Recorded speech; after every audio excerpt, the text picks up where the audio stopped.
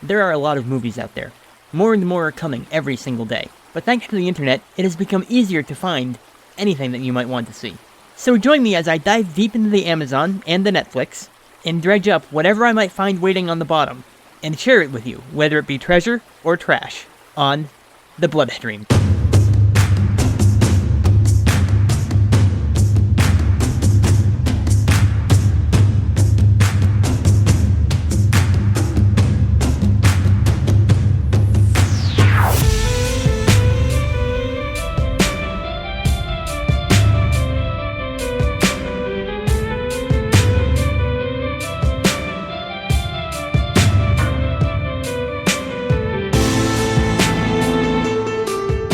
Welcome aboard, streamers, to episode 29 of The Bloodstream. I am your host, Jason Gray, and this week we are taking a look at a really short movie because I am exhausted after all the production that went into last week's episode. The good news is, since this should be a short episode, I should be able to get it out really quickly. The bad news is, this week's movie was really frustrating, and I'm going to yell at it a lot, so it might not be as short as I'm hoping for. This week's movie I reeled in from The Bloodstream is a little thing called The Unseen. Good luck trying to look that movie up because there's apparently 500 different movies called The Unseen. I'm giving in slightly to hyperbole there, but I'm not that far off. This version of The Unseen is from 2018, but you wouldn't be able to tell that from the production values as it's pretty cheaply made. Since I don't have a lot to say this time around, and there's no trailer for this movie, I'm going to get right to reading the description, and then I'm just gonna go right into talking about the movie. Recovering from a tragedy, a young couple move into an old house on a quiet street. What was thought to bring them solace is now the source of their conflict. Crazy neighbors, odd noises, and something dead in the crawlspace have the couple struggling to determine what is reality and what is fiction. There's only one truth: no one is safe. That description is almost as long as the entire movie. And spoiler alert, it's not that accurate. It kind of is in a roundabout, strangely vague way. Like you could almost say a horoscope is accurate to any given person. Some of the tidbits they drop there become clearer as the movie goes on, but a lot of that description doesn't make a whole lot of sense until very near the end of the movie. And I'm still hesitant to say there was any tragedy that set things up. But like I said, there's no trailer, so what does this movie got? It actually starts out promisingly enough. There's some really good tense music while we watch this scared woman hiding out in a room. She dives under the bed to charge her phone so she can try to get a call out for help or a text or anything like that. All of this is very sensible, but why is the phone charger under the bed? That seems really inconvenient, and especially bad if someone's coming to kill you. The only reason for this is so she can go under the bed and they can film things from that angle. Which, okay, it is well shot, it is super creepy, it's just a really forced way to get around it. Once the girl gets inevitably grabbed and dragged away, we dive through the credits and pick things up sometime later with another couple on moving day. And just to cut to the chase, yeah, they're moving into the same house we just saw. And watching this couple move in is exactly as boring and mundane as you might expect it to be. But as they settle in, they start to hear strange scratchings coming from inside the walls, and hey, my money's on raccoons. But before they can discover the Cylons hiding in their walls, we get a cheap jump scare as someone bangs on the door very loudly. This is not the way to introduce yourself to the new neighbors. The neighbor Becky has brought over a welcome pie, and she starts to talk about the history of the house, and that's a good enough spot to drop in our first clip. Anyway, I'm just so glad that someone normal finally moved in here. What do you mean? Wait. They didn't tell you when you moved in? Told us what? This place is cursed. I'm kidding! I'm kidding! No, that's just an inside joke that I have with myself. No, this place is just so weird. Why? I'm sure it's nothing. Oh yeah, totally. No, it's just, it's not even the place. It's just, I mean, like, everyone who has lived here is just like, okay, so like the first people that moved in, right, were just these total shut-ins, right? And then some college kids moved in for a while. But then this girl Kate moved in, and she was sweet. I mean, strange, but sweet. It's just such a shame what happened to her. Well, we're not really strange, so... Oh, no, totally, of course. Oh, my God. Just make sure that you keep the lawn mowed, okay? Right? Because the HOA members, got claws. Dee? Where's the tea I got you? She's not here, Grandma. Okay, yeah, Gabby, it was really nice meeting you. Oh, no, of course. Sarah and I of should course. get back to work. Grandma, come on. That night, Dylan wakes up, and I'm not sure if he wakes up because his girlfriend is missing from the bed, or if it's because the background music is just loudly banging around the house. He wanders around looking for Sarah, and the whole reason this entire scene of him wandering around the empty house, and eventually staring at bags of ice in the freezer, has any tension whatsoever, is entirely due to the music. Sarah suddenly appears behind him, she's been sleepwalking, and that's another jump scare they drop in. The next day, Dylan heads off to get groceries so they don't end up dying from starvation, and while she waits for him to come home, Sarah sits around the house and Skypes with her friend to plan the friend's wedding. Oh, the horror. This has got to be the most mundane series of events going on, because after that, the home inspector arrives. The horror. I pray for something to happen when the home inspector starts poking around in the crawl space. But all he does is find a dead raccoon and jumps back when it startles him. Hey, at least I was right about the raccoons. So far, the true horror of this movie is how banal it all is. At this point, you're 20 minutes in to a 53-minute movie. Nothing's happened, except for a really good intro. That night, Sarah wakes up once again, hearing noises coming from the walls, and she goes to have a listen. And the only reason this scene works is we have that great tense music playing in the background. She opens the crawlspace door they have in the bedroom, and this musty gray hand shoots out, grabs her, and it was all a dream. So, to recount, halfway through this movie, and we have had a solid opening that is not connected to anything. We have had 0 scares so far that aren't cheap jump scares, save for the one we just had, and that was a nightmare. Aside from that, the only thing the movie has going for it is the tense, haunting music. This is going to be one of those movies where I end up saying, do something, over and over again. The next day, Sarah sits around the house doing absolutely nothing, until we get another jump scare as the music chimes in to signal the slightly dementia-addled grandmother from across the street is outside the window.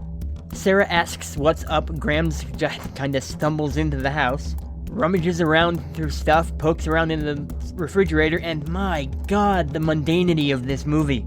Becky comes over to collect Grams, and the two women sit around for a bit more, drinking some wine, until Sarah remembers she has to go to the store. Oh, but Beth does mention the previous tenant of the house committed suicide. Yes, she was dragged from her room into the crawl space and committed suicide. That seems plausible. But when Sarah returns home from the store, she finds the front door wide open. She grabs a baseball bat, creeping around the house, keeping an eye out for whoever has broken into her home. The tense music starts playing once again. She slowly makes her way up the stairs, into the bedroom, and she finds absolutely nothing. You know what would have been scarier than nothing? What? Anything! So far, the best thing about this movie, when it wants to sell a tense moment, it actually manages to work. And it is all thanks to the music. The movie knows how to build tension, it just doesn't know how to release it. Oh wait, I guess technically she doesn't find nothing. The crawlspace door in the bedroom is slightly ajar, and she finds an engagement ring sitting on the bedroom carpet. So, it's not nothing, but close to fucking enough. She gives the cops a call, they send someone over and he checks the place out, and you know what he finds? More nothing. No signs of fourth entry, nothing's been broken or stolen, absolutely nothing. You know what would have been scarier than nothing? What? Anything! Dylan sees the cop out, they have a little bit of a chat outside, and when he comes back in, Sarah asks what he said to the cop, and she flips out about it. The two of them have a bit of a fight, and that's our next clip. What? What did you say to Officer Reynolds? Nothing. Oh, come on. I told him that you get nervous easily and that I apologize for wasting his time. Is that what you wanted to hear? I am not nervous. Someone was in the house. How do you know, huh? You heard Officer Reynolds. Nobody was here. How do you explain this then? I found it in our bedroom. So what? Well, it isn't mine. God knows the world would have to end before he bought me a ring.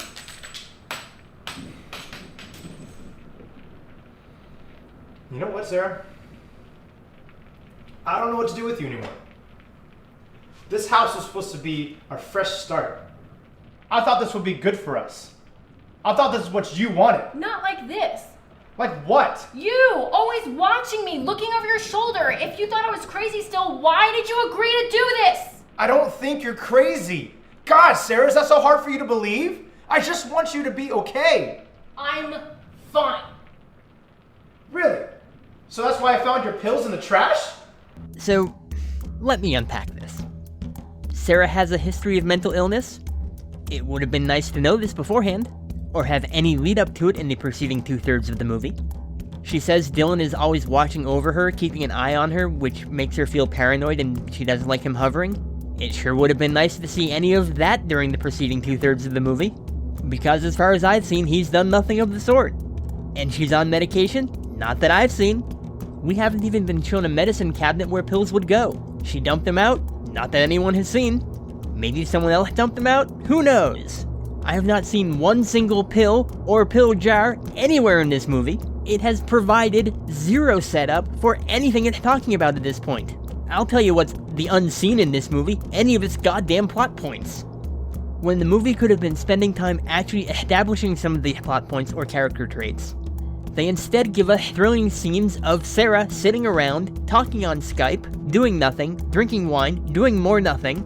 There was the one lone sleepwalking incident, but they brushed that off as a one-time event due to the stress of moving. They could have easily laid a history of that, but nope. They could have easily said something like, back to sleepwalking again because of your history of mental illness. Nope, none of that. Just even one line of dialogue anywhere in the preceding 2/3 of this movie to set any of this up, instead of dumping it all on us at the end of the second act. And now that they've dumped all this on us with her history of mental illness, the movie leans heavily on it. It's like someone realized, wait, we need to do something, let's give her a history of mental illness, and that's our go for the end of the movie. Anyways, the movie drops in yet another jump scare that wakes up the sleeping couple, and this time, it's from the goddamn smoke alarm. They rush to the kitchen and someone has made eggs and left them burning. Before the terror of someone breaking into their house and making eggs can sink in, Grams wanders into the kitchen and it was only her all along. Later, Sarah makes another Skype call to her friend Beth so they can continue planning the wedding some more. And while Beth is coming off as a spoiled child, we at least get something happening when, first of all, a musical boom makes us jump and we see a shadowy figure move behind Sarah as she's on the computer. Finally, maybe something is happening. She creeps back upstairs with that great tense music following her, and it was Dylan all along, and she finds nothing. You know what would have been scarier than nothing? What? Anything! Later, Sarah wakes up in the middle of the night next to Dylan, goes to hit the bathroom, and her phone rings. And in a thankfully, finally, genuinely scary moment, it's Dylan on the phone, saying he went out for a walk to stretch his legs. We watch as behind Sarah, the other figure in her bed throws back the blankets, gets up, and walks off. The figure is drenched in shadows, we never get a good look at them. But the idea of waking up next to someone and finding out that person is not in the house and you were sleeping next to who knows, that is terrifying. Dylan rushes home. Not surprisingly, he doesn't see any of the evidence that Sarah's talking about. They have another fight, and that ends with him storming off. They check the security camera footage from the camera that Dylan set up because of all the strange things going on. Before they can really see anything though, they hear Grams off in another room, so it must be her yet again. Dylan goes off to confront her, yells at her, and Grams says that yelling at her makes Dakota upset. And meanwhile, we keep cutting back to Sarah going through the security footage, seeing a whole lot of nothing on her screen, and yeah, same Sarah, same. We spend so much time watching this footage. And finally we see a girl crawl down the stairs on all fours. And the only reason this is scary at all is the music. I've seen better crawling girls in pretty much anything else. But hey, at least it's something finally happening in the final moments of this movie. And it actually kind of explains what's been going on.